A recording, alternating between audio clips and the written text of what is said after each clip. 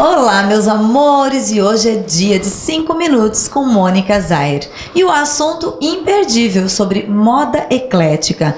Mônica, o que vem a ser o conceito? Qual é o conceito de moda eclética?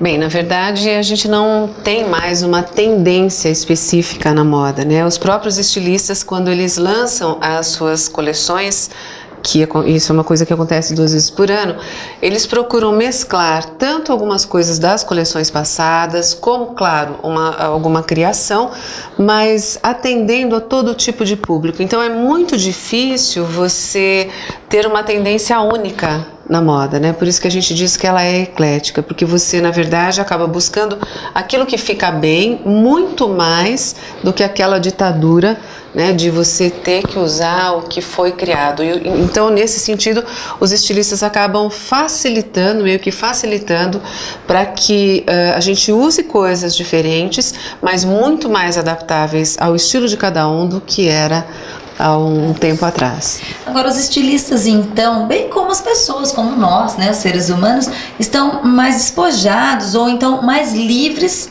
para colocar o seu pensamento, a sua cultura, enfim, o seu estilo numa passarela, por exemplo? Sim, com certeza.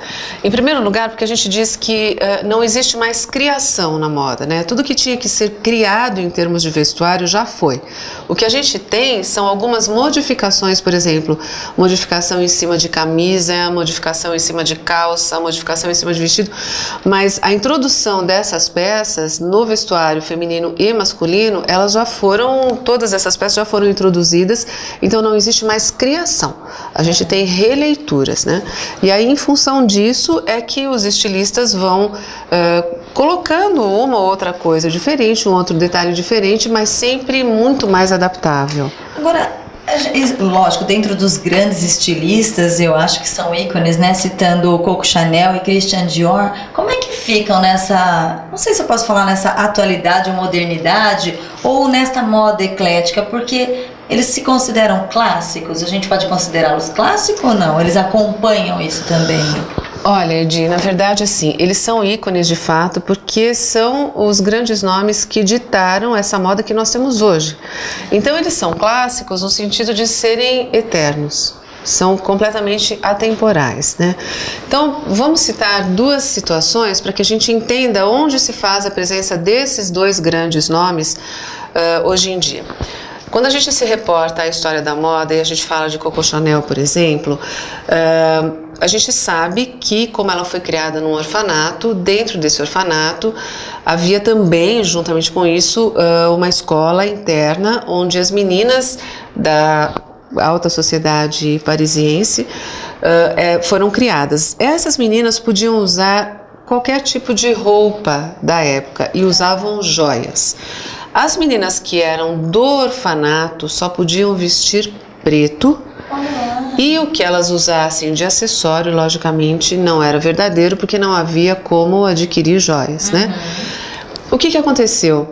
Quando a Chanel começou quando ela saiu, logicamente, do orfanato e ela começou a trabalhar essa questão de moda mesmo, ela fez com que a sociedade vestisse preto, porque ela lançou o famoso vestido preto, que de básico não tem nada, sim, mas é o famoso preto, né?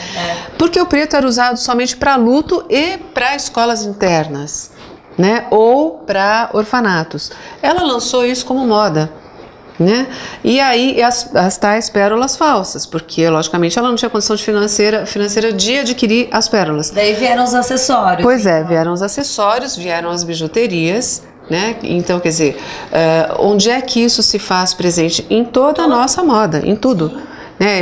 Para mim, Chanel é um ícone. Eu amo tudo que seja referente às criações dela, porque isso tudo foi se transformando. Então, é muito atual. É claro que, quando a gente fala em termos de modelo ou a gente fala em termos de estilo, o que se usava em 1910 e 1920, se você for trazer para hoje, você vai fazer uma releitura, né, de roupas dessa década, que pode acontecer, pode. Agora, dentro da atualidade, além de você ter essa releitura, você tem a presença marcante, porque essas marcas continuam com as suas confecções. Então, assim, É lógico que os grandes nomes a gente sabe que eles sobrevivem muito mais de acessórios e perfumes do que de roupas, porque para você ser considerado um cliente Chanel, por exemplo, você precisa comprar pelo menos uma coleção inteira no ano. Né? Então, quer dizer, são pouquíssimas clientes Chanel e Dior, enfim, no mundo todo.